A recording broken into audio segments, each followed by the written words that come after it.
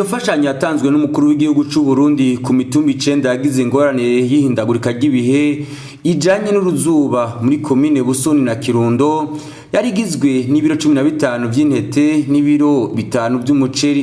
Mu ijambo ryashikirijwe na buramatari w'intara ya Kirundo yarashimiye ku izina ry'abene gihugu umukuru w'igihugu c'u Burundi kubona yarirumviriye abo bene gihugu bahuye n'izo ngorane.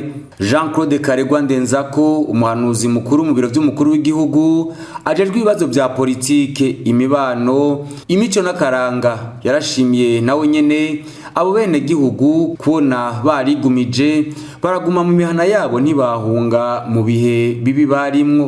Iruhande yo kubazanira ico gikemanyi yaturungikanye cyo kuri barengereza kumbure mu kiringo c'ukwezi canke kurenga mu kurindira yuko ibihe bisubira gutungana neza. Murazi ko Imana yonyene ariyo ibigaba. Arabaha n'ubutumwa, ubwo butumwa nabwo subundi ubwa mbere no kubashimira ko mwihangana naho mwakiwe n'uruzuba bamwe bakarima ntibimbure. Nawe turumva ngaha mu Kirundo ngaha muri ivyo bice yagiye kwiba yagiye gusahura mu ngo z'abandi mugume gutyo inzara irahera igihe mu kibi ntigihera. Abashoboye kwimbura ku mitumba itashikiwe n'ivyo bibazo by'uruzuba bibuka abandi basabikanye n'abandi amaguru akuranwa kuja imbere nabo nyine bashobora gushikirwa n'ivyo mugabo nta numwe twovyipfuriza.